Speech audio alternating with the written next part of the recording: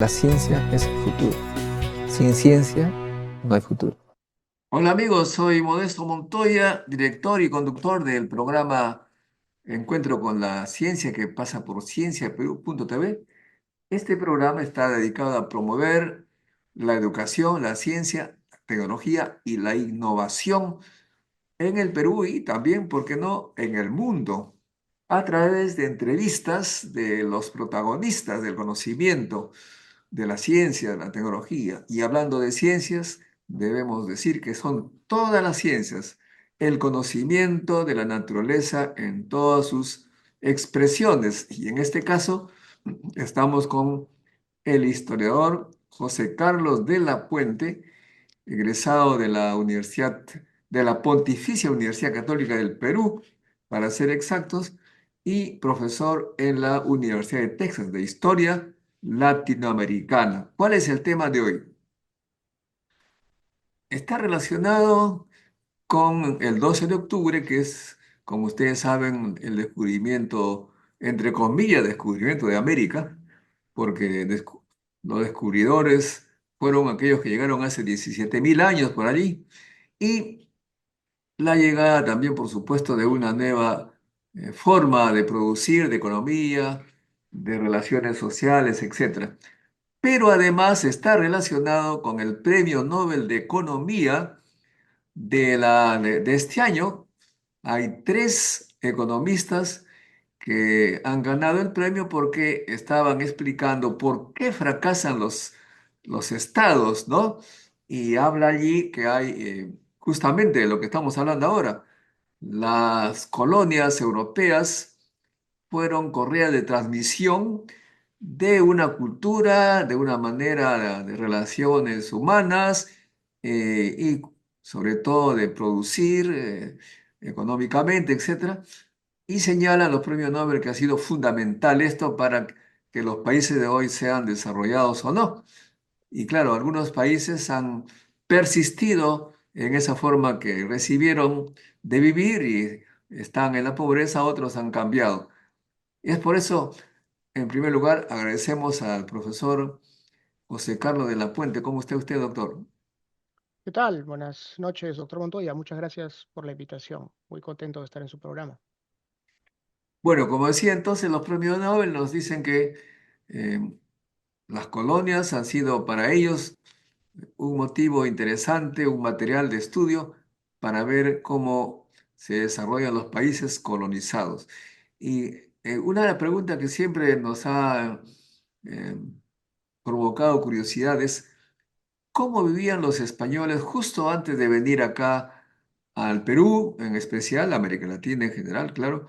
Vivían, yo he leído por allí que había bastante desigualdad social, había asaltos, delincuentes, la policía no se daba abasto porque habían asaltos en los caminos, en fin, había una realidad muy curiosa que se parece a la que vivimos ahora en el Perú de violencia, delincuencia, y la policía tampoco se da abasto para atender tantos casos. ¿Cuál Ujú. era la situación, profesor, en España en esa época? Bueno, la respuesta corta, muy corta, de una palabra a esa pregunta es depende, ¿no? La respuesta larga es que estamos hablando de una sociedad muy compleja, ¿no? Con sus propias jerarquías, sus propias fisuras, sus propias diferencias sociales, políticas, religiosas. Entonces, es una pregunta que tiene que abordarse tomando en cuenta esas diferencias, ¿no? No es lo mismo ser, vamos a decir, un judío converso en el siglo XV que ser un morisco, ¿no? O ser un cristiano. No es lo mismo ser un noble, ¿no? Magnate, dueño de tierras, con títulos nobiliarios, que ser un pechero, ¿no? Los pecheros eran pues los campesinos, digamos, la gente del pueblo a quienes se les llamaba pecheros precisamente porque pagaban una serie de impuestos y de cargas, ¿no? Los famosos pechos. No es lo mismo ser un comerciante, probablemente de una nacionalidad extranjera, ¿no? Afincado en alguna ciudad, ¿no? Como Barcelona o como Sevilla, que, en fin, ser un miembro del clero y dentro de la iglesia no es lo mismo ser un párroco en alguna parroquia rural, ¿no? Del sur de España, que ser un obispo o un arzobispo, ¿no? Entonces, la pregunta es compleja porque en realidad nos adentra en una sociedad en la que se calcula más o menos el 90 o 95% de la tierra estaba en manos de un 5% de la población, ¿no? Es una sociedad además heredera de estructuras feudales, ¿no? Propias de la Europa de la Edad Media, pero que además tiene una serie de particularidades, porque como comentaba hace un rato, la península ibérica, ¿no es cierto?, atraviesa este largo proceso de unos 700 años, ¿no?, llamado la Reconquista, que implica, entre otras cosas, ¿no?, que en Iberia convivían eh, personas que se afiliaban pues a los tres grandes monoteísmos de ese tiempo, ¿no?, el cristianismo, el judaísmo, el islam, pero que además, ¿no? Ese proceso de convivencia, coexistencia, no siempre pacífica, por supuesto, le imprime a esa sociedad un sello particular dentro de Europa, y es que era una sociedad muy acostumbrada a lidiar con la diferencia social, religiosa, cultural, una sociedad que había desarrollado una serie de protocolos, además, para acomodar la diferencia, ¿no? Dentro de estructuras políticas muy cambiantes. Es decir, si uno mira el mapa de la península, vamos a decir, en el siglo XIV o en el siglo XV, lo que ve son fronteras políticas que están siempre en movimiento, ¿no?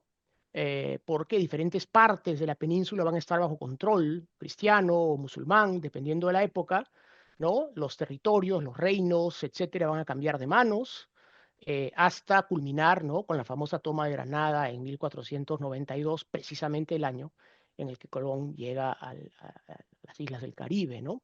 Entonces, había, por supuesto, ¿no?, una serie de personas clasificadas como criminales, delincuentes, ¿no?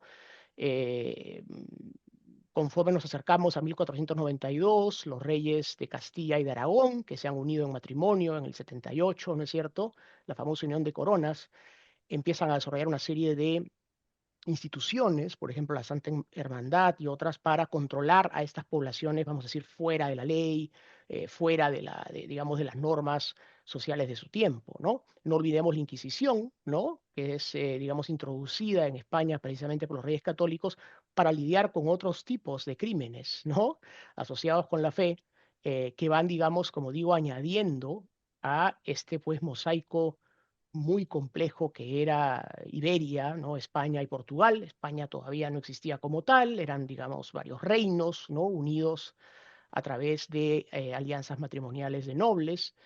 Y lo que quiero decir con esto es que cuando estudiamos la historia de España desde el Perú, sobre todo en el colegio y quizás en algunos ciclos en la universidad, solemos tener una imagen bastante monolítica de la península ibérica. Los españoles eran así o eran asá, ¿no? ¿Quién no ha escuchado alguna historia por ahí de que todos eran nobles o que todos eran unos delincuentes, ¿no? Puedo contarle, por ejemplo, que uno de los estudios más interesantes que se hizo ya hace varias décadas, ¿no?, sobre el famoso encuentro de Cajamarca, era un estudio que rastreaba, era una biografía colectiva, ¿no?, que rastreaba la vida y la trayectoria de digamos, los españoles que estuvieron en Cajamarca. Y lo que ese estudio en dos volúmenes muy detallado concluía era que estos personajes, ¿no?, antes que representar a un solo grupo social, a una sola región de España, etcétera, en realidad eran una muestra bastante completa de toda esta complejidad social de la que he venido hablando, ¿no? O sea, claro, es bastante compleja, pero como está señalado, el- la repartición de Ujú, las riquezas aparentemente había mucha desigualdad, ¿no? Y por además era supuesto. absolutista y creo, y también el fanatismo, entre comillas, de la Santa Inquisición era un freno también para el desarrollo del conocimiento allá en ese continente, ¿no? Bueno, pero a la vez España es uno de los grandes centros productores de conocimiento en esta época, ¿no? No olvidemos Salamanca, no olvidemos los grandes debates sobre la conquista, precisamente, Yo no me atrevería a decir que se trata pues de una, vamos a decir, de un territorio marginal, digamos, en la producción del conocimiento de esa época, ¿no? Ahora, como usted dice, por supuesto, hay una distribución muy desigual de la riqueza y eso explica también la emigración a América, ¿no? O sea, Claro. ¿por qué alguien, ¿no? abandonaría su pueblo en alguna parte de Extremadura o Andalucía para aventurarse al Nuevo Mundo, si no fuera porque pensaba que en el Nuevo Mundo, como solía suceder, ¿no es cierto? Iba a encontrar una mejor, forjarse una mejor situación, ¿no? Económica, en fin, para tanto como para el viajero como para su familia, ¿no? Em, entonces, está, digamos, hay que tomar por sentado que cuando estamos hablando del siglo XV, para situar nuestra conversación en algún periodo concreto, ¿no? Em, Miremos hacia América o miremos hacia Europa, lo que vamos a encontrar son sociedades precisamente jerárquicas, desiguales, que además han naturalizado esa desigualdad de manera que se considera que es pues el orden natural de las cosas, no hay nada raro en eso. Es decir, el punto de partida es la desigualdad entre los seres humanos, ¿no? Entonces, como usted bien señala, se trata de una organización social, política, que refleja esas ideas de base, ¿no? Es una monarquía, hay un rey, una reina, una corona, ¿no es cierto? Hay una capa noble, que como digo es por definición pequeña, más grande en realidad que la de otras partes de Europa, pero aún así pequeña dentro de esa propia sociedad, ¿no? Y ya lo que viene debajo, digamos, los sectores medios, ¿no? Los sectores profesionales, y ya luego la gran, no, bueno, los sectores comerciales, los mercaderes, y ya más abajo la gran masa de la población que en realidad vive pues de la agricultura, de la ganadería, ¿no? Y que además, como eran el sector mayoritario de esa población, es la que va a terminar siendo representada también mayoritariamente entre esos emigrantes que viajan al Nuevo Mundo, ¿no? Muy bien, y paralelamente en esa época, antes de la llegada de los españoles, ¿cómo se vivía en el Perú? Se ha hablado mucho al Ujú. respecto. ¿Tiene usted algunos datos, Sí, por algunos supuesto. cronistas que cuentan cómo era? Por supuesto, por supuesto. Otra vez, es una excelente pregunta y la respuesta corta, la respuesta casi monosilábica, de cierto, es depende, ¿no? Porque aquí también estamos hablando de una sociedad muy compleja, muy diferente, por supuesto, a la que existía en Iberia o en España. Eso explica pues, el famoso choque de culturas del que se habla mucho. Pero cuando uno escarba un poco más y ya se acerca a las realidades económicas, políticas, sociales, lo que encuentra es un panorama que mm, tampoco es radicalmente distinto, porque vamos a ver, si hablamos de monarquías, pues hay consenso, ¿no? entre los historiadores que el imperio de los incas era eso, ¿no? Un imperio fundado, digamos, sobre una base monárquica. Podemos discutir, por supuesto, qué significados específicos se le atribuían al rey, ¿no? Y cómo se comparan esos significados con los de Europa, pero pues el punto finalmente es que había un rey, una monarquía, por supuesto una nobleza. Por ejemplo, Garcilaso describe muy bien, ¿no? estos dos rangos de nobleza, ¿no? Los incas de sangre y los incas de privilegio, por ejemplo. Los describe también muy bien Guamán Poma, no solo porque eran elementos del pasado, sino porque eran elementos del presente de estos autores. Es decir, son noblezas que sobreviven a la conquista.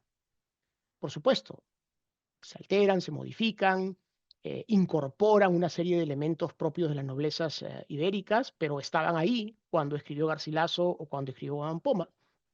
Eh, el asunto, digamos, de los sectores, si quiere usted, comerciales, es un tema un poco más complejo porque hay una serie de discusiones ahí entre los historiadores de hasta qué punto pues, se puede hablar de una economía de mercado cuando se habla, por ejemplo, de los Andes prehispánicos. Entonces ahí la cosa es un poco más compleja, pero claramente había personas en esa sociedad encargadas de movilizar bienes, ¿no es cierto? A veces a larga distancia. La pregunta es si eso era un comercio o no, pero podemos dejarla de lado por un momento. Ahora, en la base de la sociedad, por supuesto, estaban las personas a quienes los españoles llamaron indios del común, ¿no? Que eran otra vez la gran mayoría de la población. No eran todos incas, ¿no? Había una serie digamos, de identidades étnicas, ¿no es cierto?, que el imperio inca no borra, sino que incorpora, ¿no? Los chancas, los huancas, los cañaris, los chachapoyas, pero miremos hacia donde miremos, es decir, si miramos la estructura del imperio, ¿no? Como esta fuerza política que va conquistando diferentes territorios y los va incorporando, o si miramos a los grupos aislados que fueron, como digo, incorporados al Tahuantinsuyo, lo que encontramos son sociedades que también eran desiguales y jerárquicas. Se puede discutir, ¿no es cierto?, la distancia social que existía entre las capas dominantes y las capas dominadas, pero creo que lo que sería muy difícil argumentar, ¿no?, es que estamos mirando una sociedad, me refiero a los Andes, digamos, antes de la conquista, una sociedad igualitaria, etcétera, ¿no? Los testimonios hablan claramente de clases sociales y de diferencias eh, importantes, ¿no? Los incas, como los españoles, por ejemplo, tenían una serie de mecanismos muy sofisticados para ir incorporando a esas noblezas provinciales en la estructura imperial, ¿no? Sabemos, por ejemplo, por los cronistas, que hay casos de grupos que son muy recalcitrantes, ¿no? Muy reacios a aceptar la dominación inca y en algunos casos son pues descabezados, ¿no? Literal y metafóricamente, incorporados a la fuerza, movilizados de un lugar a otro. Pero también hay muchas historias de grupos que terminan de alguna manera pactando, negociando, ¿no?, con los conquistadores incas, y sus capas dominantes, sus élites, terminan siendo incorporadas al imperio, usualmente a través del intercambio de esposas, ¿no? Que es una cosa muy, muy, muy interesante que uno puede también asociar con las prácticas de la nobleza en Europa también, ¿no? O sea que había varios grados de incorporación. Algunos ya Ujú. habían negociado, aceptado la relación, nosotros no tanto, ¿no? Esto era Sí. el famoso encuentro de Cajamarca. Hay muchas versiones al Ujú, respecto. ujú. Algunos dicen que los españoles llegaron acompañados de muchos indios Sí. que, digamos, Ujú, incorporaron en el norte a su llegada, ujú. y otros dicen que eran unos 200 españoles que acordaron encontrarse con el Ajá. Inca y los encontraron ahí, los Ujú, esperaban emboscados ahí, se escondieron ujú, con sus armas, ujú. y ha llegado un momento, un cura dijo, le enseñó la Biblia y los Sí, sí. otros empezaron a disparar. ¿Cuál es Mm. la versión más creíble de ese tema? Le agradezco mucho la pregunta, es una pregunta muy buena también porque nos lleva digamos, al corazón de lo que hacemos los historiadores que trabajamos estos temas, que es revisar los diferentes relatos, ¿no? Las diferentes versiones que existen sobre Cajamarca. Y a usted quizás, bueno, no a usted, pero quizás a muchos de sus oyentes, ¿no? Les podrá interesar saber que, a pesar de ser un hecho tan fundamental, tan fundacional, ¿no? Es decir, comparable, si quieren, a 1492, pero en escala peruana, ¿no? En realidad, los relatos, ¿no?, las fuentes, las crónicas que describen este encuentro discrepan en elementos muy importantes. Por ejemplo, ¿qué fue el famoso libro o texto, ¿no?, que el padre Vicente de Valverde, el dominico Vicente de Valverde, le mostró a Atahualpa, ¿no? A veces es una Biblia, a veces es un breviario, a veces es un catecismo. Mm, mm, Es muy difícil saber realmente, ¿no?, algunos de estos detalles centrales para este episodio tan importante, ¿no? Pero en general, lo que sabemos es que ambos bandos, por llamarlos de una manera, habían venido recabando información, inteligencia, ¿no?, del otro. Es decir, Atahualpa sabía muchísimo ya de los españoles antes del 16 de noviembre de 1532, y los españoles, hay que recordarlo, no es que pues un helicóptero o un avión los soltó en la costa peruana en 1528, sino que había gente como Pizarro y otros que llevaban en el Nuevo Mundo décadas y que precisamente se habían forjado como conquistadores en una serie de encuentros, por supuesto, de menor escala y de menor importancia, ¿no? Pero encuentros que habían sucedido en los años y las décadas anteriores. Entonces, ambos bandos tenían una idea, vamos a decir, por lo menos aproximada, pero yo diría que incluso más, de aquello que iban a ver, encontrar o pedir, ¿no? Eso por un lado. Por otro lado, se discute mucho el encuentro, digamos, militar propiamente, ¿no? Claramente los españoles habían ya desarrollado, y esto lo hicieron en México y en muchas otras partes del continente, la estrategia de capturar al líder lo antes posible, porque ya se habían dado cuenta que esto era lo que funcionaba muy bien, ¿no? Entonces, en realidad, esto no responde al genio de Pizarro, digamos, que en ese momento se le ocurrió no Eh, atrapar a Atahualpa, sino que estas eran prácticas ya bastante establecidas. Tenían las armas listas, ¿no es cierto? Los cañones, en fin, las espadas, los caballos, efectivamente se ocultaron para planificar una especie de emboscada, ¿no? Que tenía como pretexto, digamos, la conversación propiamente entre Pizarro y Atahualpa.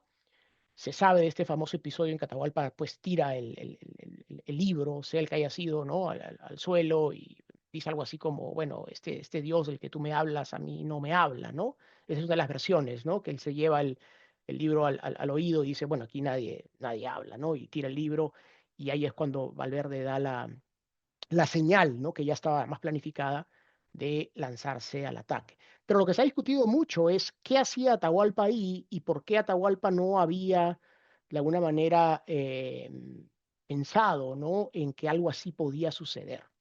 Eso es uno de los grandes misterios del encuentro, ¿no? Claramente él se desplaza de manera muy lenta y ceremoniosa hacia Cajamarca, hace a los españoles esperar muchas horas, ¿no? Es un personaje, por supuesto, importantísimo, considerado sagrado, pero no está rodeado de un ejército, ¿no? El ejército se queda en el campamento original, él está rodeado de un séquito, una corte, ¿no? Que lo celebra como un personaje divino o semidivino, pero claramente no va preparado para la batalla. ¿Por qué? O sea, era una especie de acuerdo, de un pacto, de un encuentro amical, digamos. Claro, en algunas versiones que conocemos, Atahualpa se había expresado pues de manera muy despectiva y negativa, ¿no? De los españoles, con justa razón, ¿no? Por lo que había, por las noticias que había recabado de lo que habían hecho ya, ¿no? En la costa y digamos conforme se adentraban, ¿no? Hacia Cajamarca y que había dicho que, bueno, sería muy fácil pues capturarlos, en fin, sacrificarlos, ¿no? Pero esa versión no se condice tanto con el hecho de que llegue a este encuentro, a esta entrevista, ¿no? Desarmado, digamos. Ahora, también es cierto que el impacto, ¿no? Que tienen los caballos, ¿no? Hacia todo galope, en fin, las armas de fuego, las espadas, las armaduras, ese impacto psicológico tiene que haber sido muy fuerte, ¿no? Y explica por qué la mayoría de gente trata de escapar de la plaza y buena parte de los que mueren ese día en realidad mueren aplastados por otros que vienen atrás, que no, que buscan escapar de la plaza ante la embestida de los caballos. Es una escena muy violenta, muy rápida. Los pocos sobrevivientes son luego rematados, ¿no? por los jinetes.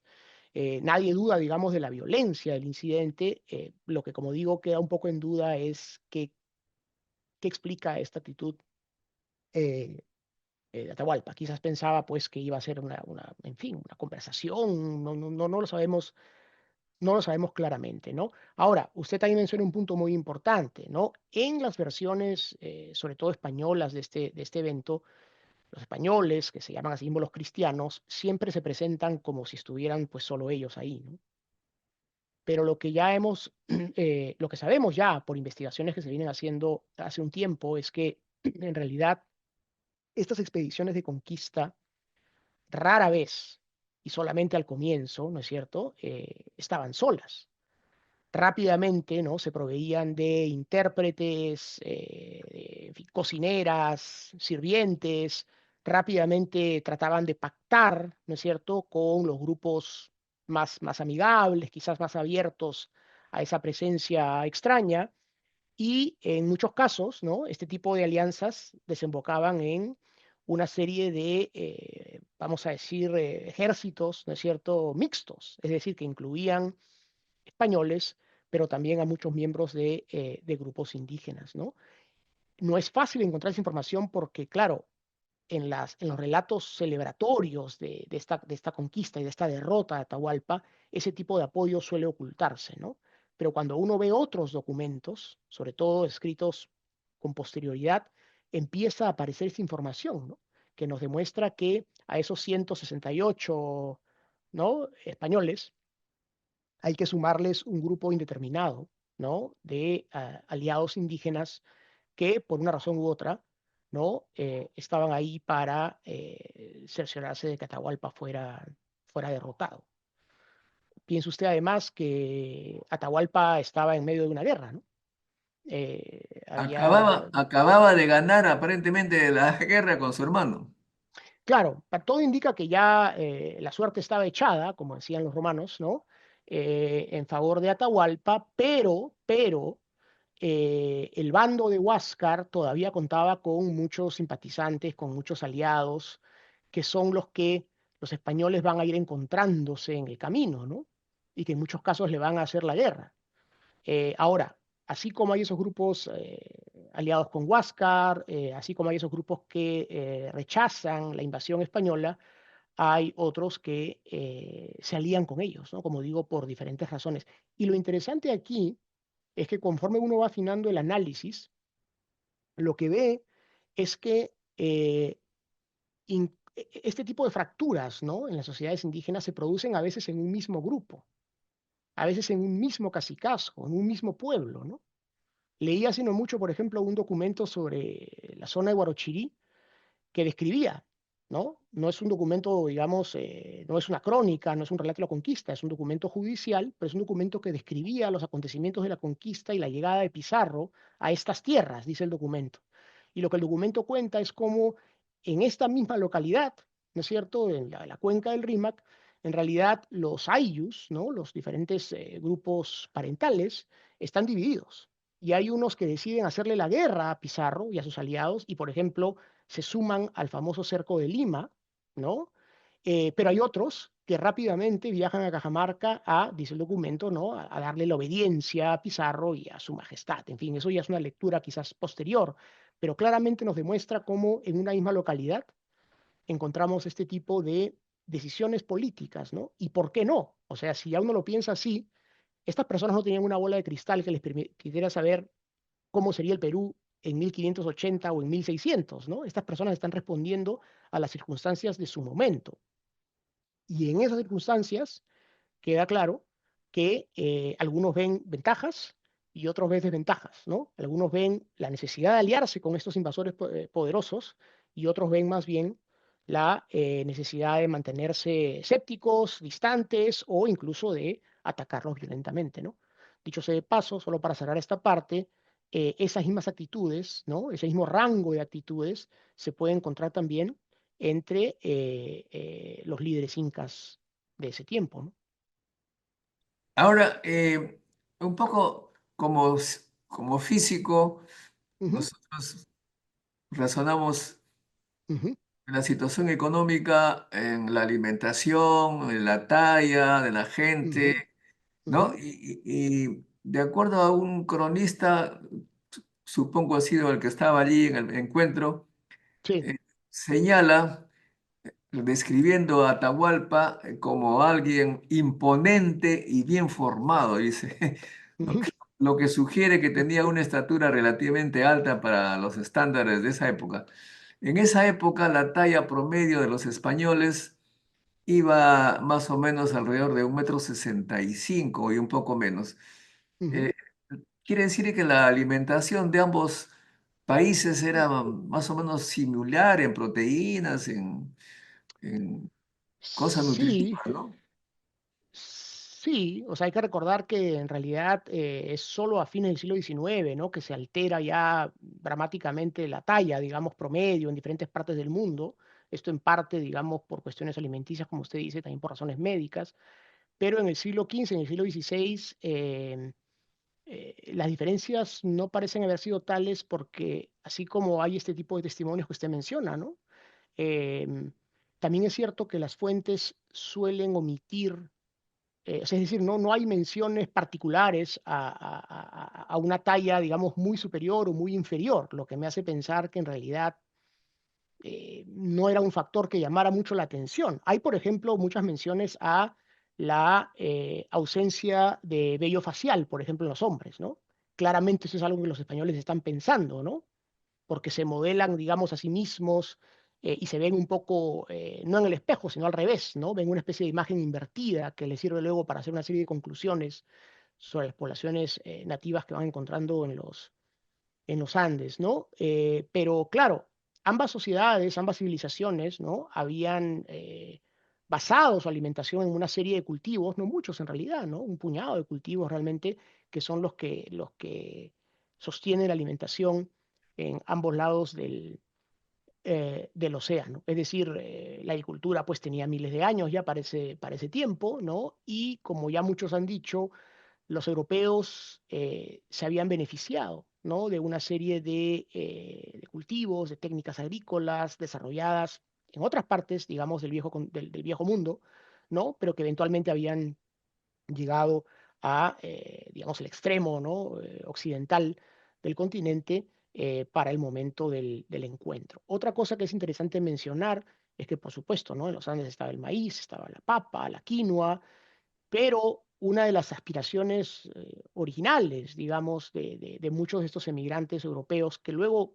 difícilmente va a poder ser, digamos, eh, reproducida como tal, es la idea de trasladar una serie de cultivos que ellos asocian con su propia alimentación, con su propia forma de vida a los Andes lo antes posible, ¿no? El trigo, digamos, el ganado vacuno, el ganado lanar, ¿no? Que rápidamente se introduce en el Nuevo Mundo y en los Andes y en algunos casos casi que reemplaza digamos, las llamas, las vicuñas, ¿no? De los rebaños prehispánicos, ¿no? Muy bien, ahora, de acuerdo a estos premios Nobel, Ujú, daron a Acemoglu, Simon sí, Johnson y James Robinson ujú, sobre la relación entre las instituciones y la prosperidad que ujú, hay en los países aplicadas al Perú. Se señala, algunos analistas, ujú, que la institucionalidad española que se estableció en el Perú, y es importante porque ujú, el Premio Nobel justamente señala ujú, que la institucionalidad define el futuro de las naciones, señala que había la encomienda y el repartimiento. La corona española otorgaba a los colonos el derecho a explotar el trabajo indígena y los recursos naturales. Los encomenderos se enriquecían a través de la extracción de minerales y productos agrícolas, mientras que las comunidades indígenas eran obligadas a trabajar en condiciones precarias, muchas veces sin remuneración justa. Esto ujú, fomentó una distribución desigual de las riquezas y los recursos. Bueno, esto señala pues una serie de cosas más. También señala que había monopolios y restricciones comerciales. España implementó una serie de restricciones comerciales que limitaban las oportunidades económicas de las colonias, manteniendo un monopolio sobre el comercio exterior. Esta política extractiva frenó el desarrollo de un mercado interno dinámico y de instituciones que fomentaran el emprendimiento y la innovación social. Bueno, de acuerdo a estos premios Nobel, este, ujú, la no inclusión, la desigualdad, etcétera, ujú, es muy perniciosa para el desarrollo de las naciones y que las ujú, naciones que ahora son ricas han tenido que empezar precisamente repartiendo un poco la democracia, ujú, el extractivismo señala que es el ujú, acaparamiento de la riqueza y la distribución en un pequeño grupo, y eso, dicen ellos, es muy ujú. negativo para el desarrollo. ¿Usted tiene algún análisis respecto a cómo se vivía en la colonia acá en el Perú? Claro, son ideas, son tesis que, por lo menos en el gremio de los historiadores, son bastante conocidas, ¿no? Y han sido bastante discutidas. Em,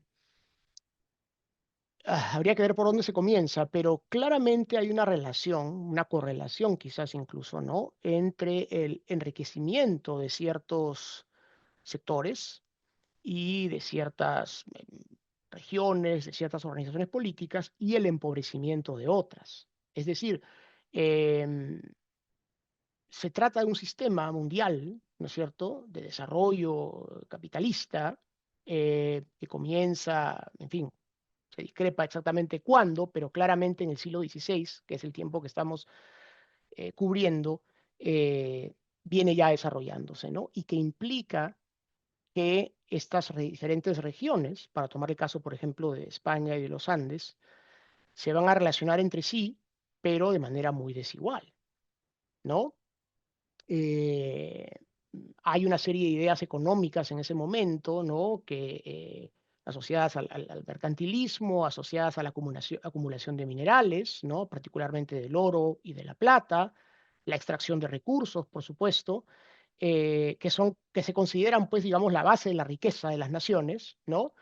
Y que tienen un flujo, vamos a decir, ¿no? Una tendencia, un flujo, eh, eh, vamos a decir, desde los Andes hacia Europa, no necesariamente España, hay capitales que terminan en otras partes, pero además que siguen viajando, ¿no? Por el mundo interconectado de ese tiempo y que terminan en lugares como China o las Filipinas, ¿no? Cabe recordar, por ejemplo, que la plata peruana se utilizaba como medio de cambio en China, ¿no? O en México o en las Filipinas. Entonces se trata de un sistema global, mundial, ¿no? Interconectado, que se basa, como digo, por lo menos en esta época, en la acumulación, ¿no? De metales preciosos y, como usted señalaba, ¿no? En la extracción, pues, de esos metales en las grandes minas de oro o de plata, en el caso peruano sobre todo, ¿no? Entonces, estas cosas no pasan de manera aislada, sino que están conectadas, ¿no? Claramente. Ahora, otro elemento que usted mencionaba es el tema del trabajo. Eh, Eso es innegable, es decir, hay un acceso a una mano de obra barata, a una mano de obra subsidiada, ¿no? Por el Estado colonial, ¿no? Que implica que justamente estas fuerzas productivas pues se potencien, ¿no?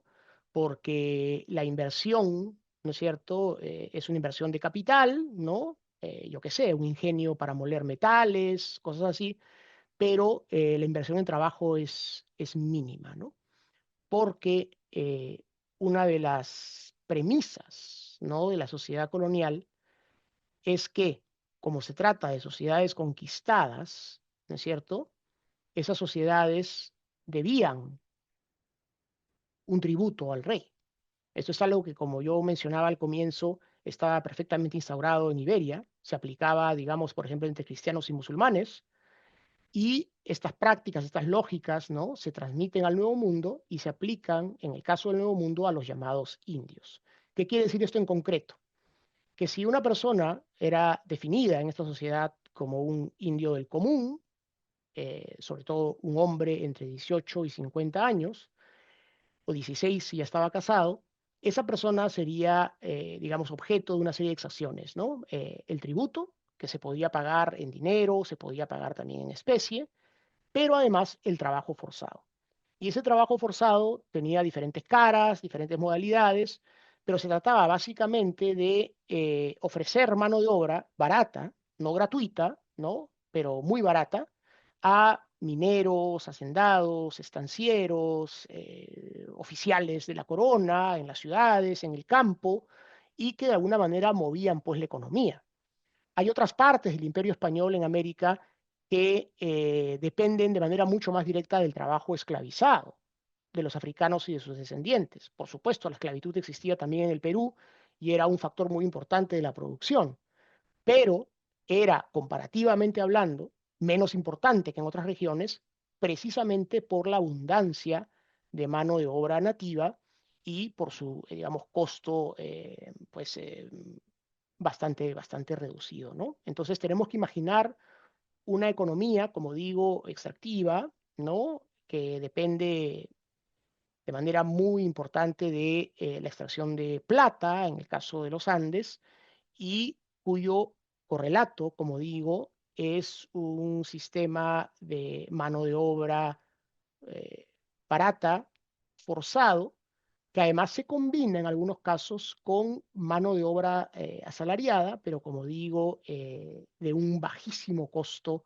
para los dueños de ingenios, los dueños de minas, los dueños de haciendas, etcétera, ¿no? Es un tipo de servidumbre, para usar los términos de la época, no de esclavitud, de servidumbre, por la cual se espera que la persona trabaje a cambio de un pago bastante reducido en realidad. Hay muchos estudios que demuestran que más se gastaba el trabajador en llegar a Potosí y en regresar que lo que le iban a pagar en la mina, ¿no? Pero es un trabajo pagado, como digo, a muy bajo nivel, que es el que subvenciona la economía colonial. Y como digo, la economía colonial es parte de ese sistema mundo, ¿no? Al que finalmente subsidian, ¿no? Todos los trabajadores eh, que cobran poco o casi nada por su trabajo, ¿no? Bueno, claro, de acuerdo a estos premios Nobel, esa llamada institucionalidad Ujú, extractivista ujú, no podía dar lugar a desarrollo, según ellos.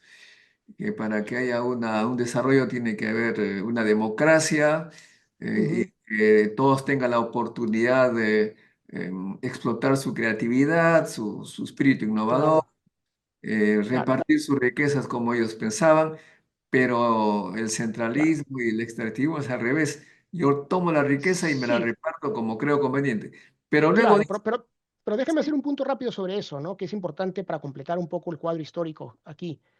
Esas premisas, ¿no? La democracia, la buena distribución de la riqueza, etcétera, nunca fueron premisas propias de estas sociedades coloniales o llamadas de antiguo régimen o tradicionales, ¿no? Eso nunca fue el ideal, nunca fue el punto de partida. Como yo señalaba, el punto de partida era la desigualdad entre los seres humanos. Entonces, realmente ese argumento tiene que completarse mirando lo que pasó después de 1821 o después de 1824. Ese es un punto muy importante, ¿no?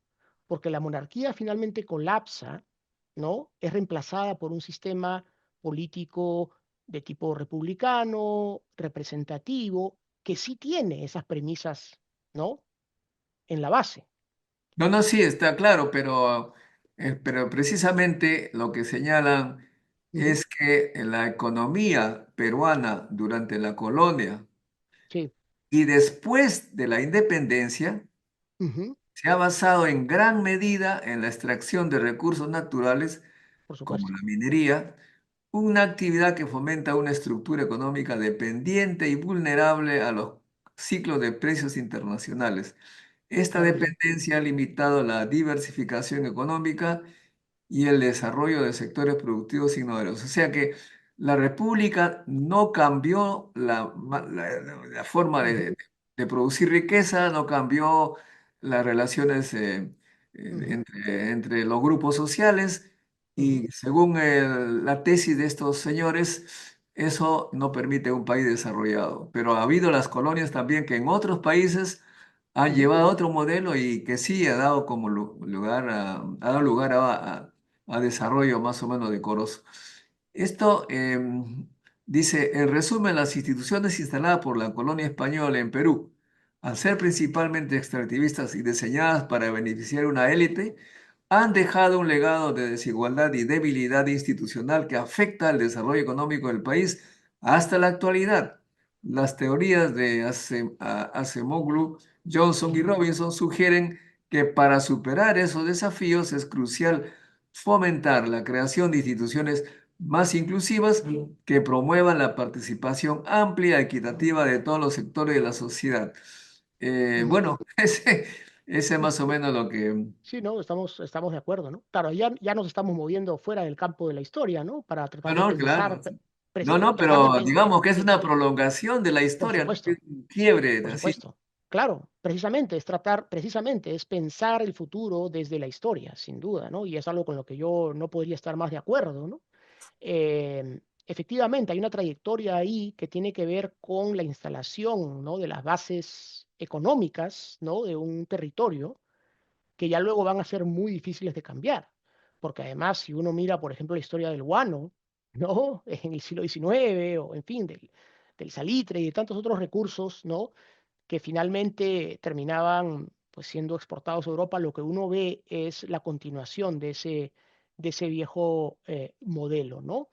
Por supuesto que hay fuerzas productivas digamos, en los Andes coloniales, pero son también muy conocidas las disposiciones de la corona, por ejemplo, para limitar la competencia, ¿no? Para fomentar la importación, ¿no? De objetos, sobre todo objetos de lujo, desde la península hacia América, ¿no? Y de más bien limitar, como digo, la producción local para que no compitiera, ¿no? Con la producción que se daba, digamos, en la península, ¿no?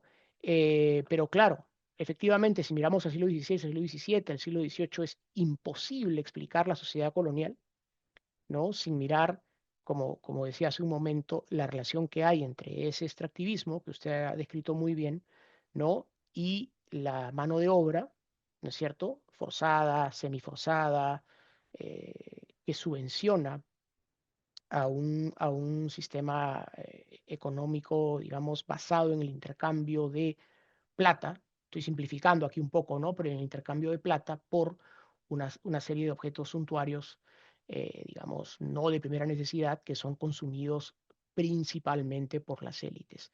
Ahora, buena parte de ese dinero o esa plata, o esos minerales que salen en las minas, ya para el siglo XVII y parte del XVIII, buena parte en realidad se queda en América, pero se invierte en el mantenimiento, ¿no? Del Estado colonial, de la burocracia colonial, ¿no? Que es otro elemento interesante. O sea, no es una cosa tan sencilla como decir, bueno, sacaban la plata, la mezclaban con el mercurio que venía de Huancavelica y luego la ponían en los barcos y se la llevaban. Es bastante más compleja la historia, ¿no? Por un lado hay, por supuesto, mineral que sale, que le corresponde al rey, el 20% de la explotación de las minas correspondía a la corona, pero hay un porcentaje muy grande, ¿no? De esa plata que en realidad se acuña y que sirve precisamente para los intercambios económicos en todo el territorio andino. Eso explica por qué Buenos Aires estaba conectada con Cusco, por qué Cusco estaba conectada con Lima. Son esos grandes intercambios comerciales, por supuesto desiguales, como digo, ¿no? Pero que son los que animan, si quiere usted, la vida colonial, ¿no? Subvencionados, como dije, por una mano de obra nativa de muy bajo costo, ¿no? Ahora bien, hablando ya de la realidad actual, Ujú. los genetistas con esto del ADN, Ah, ese sí. crecimiento eh, Ujú, que se tiene ahora en el Perú, en la Universidad San Martín de Porres, está el biólogo genetista Ricardo Fujita, hay varios en el Perú, ujú, señalan que finalmente todos los peruanos tienen genes ujú, preincas, digamos ujú, así, ujú, excepto aquellos cuyos padres han llegado recién, como el caso pues de Fujimori, la señora Keiko ujú, Fujimori, sus papás vinieron de Japón, o Kuczynski, ujú, sus papás igualmente, pero todo el resto que ha venido, que tiene abuelos, digamos, tienen esa ujú, parte genética originaria. De modo que eso, acá no estamos hablando de España, no, ya está, el Perú está mestizo completamente, no estamos hablando acá de hablar de contra España o por España, no, es el Perú, pero lo que sí cabe señalar, justamente estudiando a estos señores del Premio Nobel, ajá, es que hemos heredado una forma de sociedad que ya no es de España, España ya ha evolucionado, pero nosotros seguimos con la que nos dejaron nuestros ancestros, en realidad españoles, que vinieron acá. Y es muy difícil deshacernos de esa manera de vivir. Y ahora ujú, estamos en un momento muy crucial. La violencia, la delincuencia es tan atroz, los extorsionadores, en fin, la ujú, corrupción, que es precisamente lo que nos dice el premio Nobel, que es producto de una historia que tenemos que romper. ¿Usted cree, mirando desde Texas, ujú. que será posible deshacernos de esta avalancha histórica de la cual no podemos hasta ahora hacerlo? Bueno, la respuesta corta, no con un gobierno como este, si me permite el comentario. La respuesta larga sería que en realidad la corrupción responde pues a muchos factores, ¿no? Difíciles de resumir, digamos, en una conversación breve, pero de una de ellas tiene que ver precisamente con la debilidad del Estado, ¿no? Cuando un Estado es débil, digamos, está pues a merced, ¿no? De una serie de intereses y creo que los historiadores del territorio que hoy en día se llama Perú, ¿no? Sean especialistas del siglo XX, del siglo XIX, del siglo XVI, ¿no? XVII como yo, coincidiremos en que los negocios con el Estado, ¿no? Por usar un término ya más moderno, han sido también una constante en nuestro país. Es decir, el Estado pues, ha sido siempre un ideal, ha sido por supuesto una realidad también, ¿no? Con un impacto muy concreto, muy tangible en la población, pero ha sido también un ideal en el sentido de que antes que referirse, ¿no? O de que servir al bien común, en realidad ha servido a una serie pues, de intereses particulares, ¿no? No es la única manera de enfocar la corrupción. La corrupción tiene que ver, por supuesto, también con la educación precaria, con la falta de oportunidades, en fin, una serie de factores, ¿no? Que no quiero de ninguna manera minimizar, ¿no? O simplificar. Pero para el tema que nos convoca, digamos, si se puede hablar de una herencia, entre comillas, ¿no? Colonial, pero además republicana y bien republicana, ¿no? Es esta debilidad del Estado, ¿no? Esta especie de Estado que crece y se achica, ¿no? Por momentos, dependiendo de los recursos, pero que siempre nos deja esa sensación de oportunidad perdida, ¿no? Y quizás esto nos conecta con lo que usted mencionaba de los Nobeles aquí, ¿no? Es decir, eh, esta imagen, ¿no? De un lugar o un territorio muy rico, pero cuyos habitantes son a la vez muy pobres, ¿no? Cómo explicar esa aparente paradoja, ¿no? Un poco en el estilo de Raimondi y de tantos otros. Y si bien el Estado no es la solución a todo, ¿no? Claramente el Estado tiene que tener también una contraparte, que es esa sociedad, ¿no? Que finalmente le exige, ¿no? Que sirva los intereses de las mayorías. El Estado, digamos, es una manera de entrar a estos temas, ¿no? Es una manera de indagar en alguno de los orígenes de la corrupción, entendida, como digo, como una manipulación, ¿no? Un uso privado, particular, ¿no? Para beneficio propio de una serie de estructuras que en realidad, ¿no? Por lo menos a partir de 1821, dicen representar el bien común. El Estado antes de 1821 es una cosa mucho más compleja, ¿no?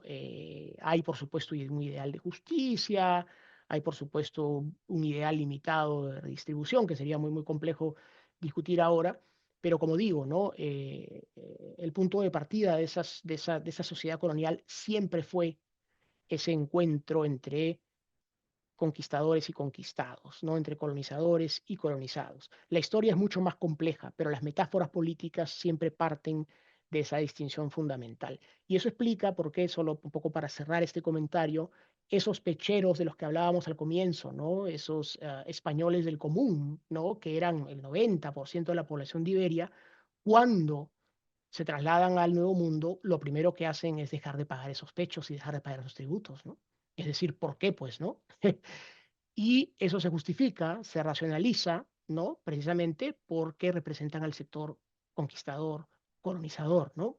Aquel que ya no debe más tributo estando en el Nuevo Mundo. Es más bien el sector colonizado, ¿no? El que tiene que solventar, como decía, ¿no? La economía a través del pago del tributo y estos famosos repartos, somitas, etcétera, ¿no? Entonces el Estado se vuelve en realidad una entidad que tiene que, por un lado, reconciliar esos intereses irreconciliables, ¿no? Pero que a la vez puede ser tomado, y es tomado en muchos casos, por intereses particulares que desembocan en casos de corrupción definidos como tales ya en el siglo XVI y en el siglo XVII, ¿no? Muy bien, ahora, finalmente, hay intelectuales, y no son pocos, que prefieren no hablar del pasado, dicen, no, ese ya es el pasado, hay muchos resentidos acá en el Perú, olvídense del pasado, estamos en el siglo XXI, un poco más y dice, olvídense de los historiadores. Usted obviamente no está de acuerdo. ¿Para qué sirve la historia? ¿Nos sirve para algo, para comprender y actuar en el presente o Ujú. debemos olvidarnos del pasado?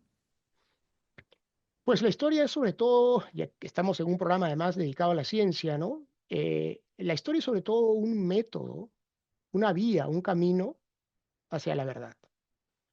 El camino, ¿no? Es el de la evidencia histórica, lo que está en los documentos, lo que está en las crónicas, lo que está en los libros.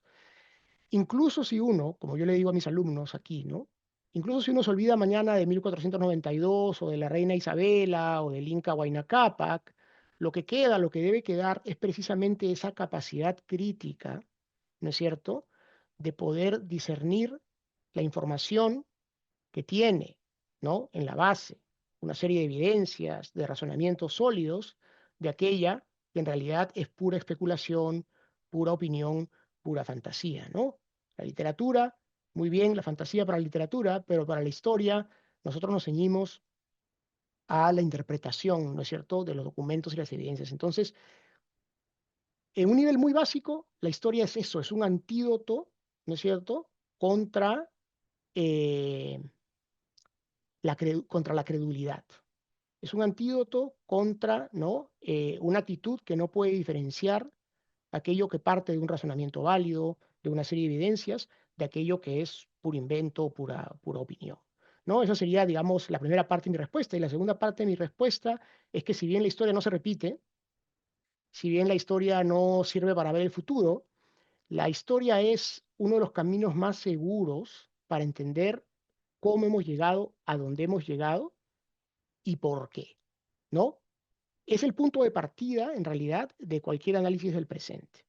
Y más bien, aquellos que niegan su valor, que niegan su importancia, lo que están haciendo es precisamente negar esa posibilidad porque no les conviene, ¿no?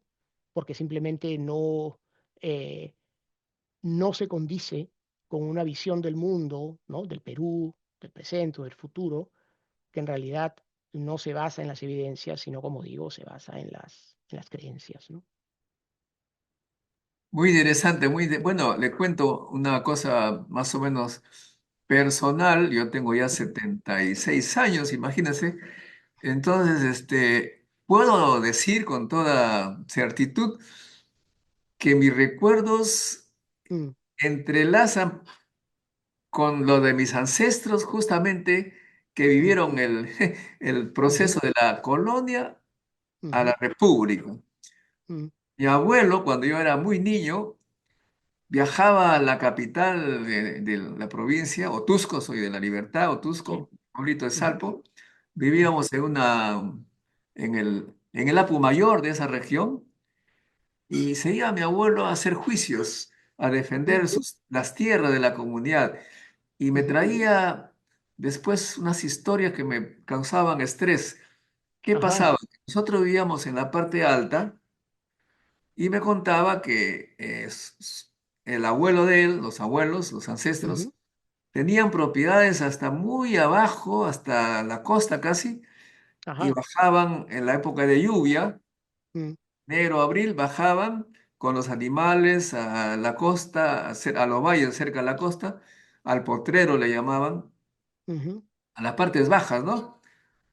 Pero que un oficial, capitán español, ujú, llegó y se instaló y comenzó a impedir que bajemos ajá, a esos lugares, ujú, y los descendientes de esa gente, de ese ujú, español, pues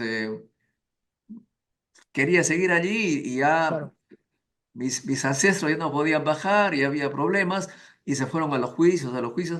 Y me acuerdo claramente que cuando yo tendría 10 años, bajé un poco hacia el lugar donde acostumbraban mis ancestros, y recibí, no recibí ninguna bala, pero sí nos tiraron mm, con mm, escopeta asustándonos, mm, caray. Decía, ujú, caray. ujú, Entonces yo no comprendía absolutamente nada, ujú, y mi abuelo me contaba esa historia. ajá, ujú, Y tuve que recientemente, tanta fue mi curiosidad, por eso que soy científico, soy curioso, claro, por supuesto, me contacté con un historiador ujú, trujillano ujú, para que me ayude a buscar los documentos, ¿y qué y me encontró? encontré pues con la realidad, ¿no? De que efectivamente llegó ese español que Ujú, creó una serie de leyendas, que encontró a una india, que es papá, le dijo con la india se vaya corriendo en su caballo. O sea, creaban historias como que ujú, justificaran apoderarse de esos territorios, ¿no? entiendo, lo entiendo. Ujú, Y los juicios, obviamente, finalmente la República, que estaban los criollos, comenzaban a darle la razón a sus descendientes. Así ujú, ujú. es interesante cómo es que uno finalmente Claro, descubre cómo ha sido el proceso.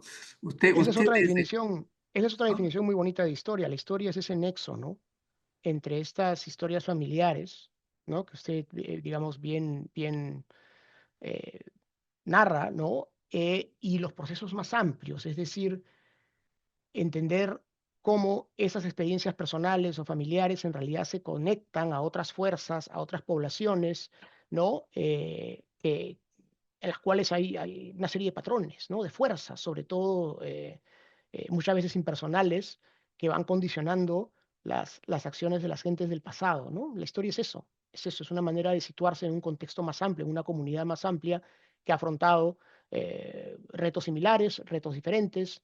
eh, Ahí está, ¿no? La historia es justamente esa conexión entre esas dos dimensiones.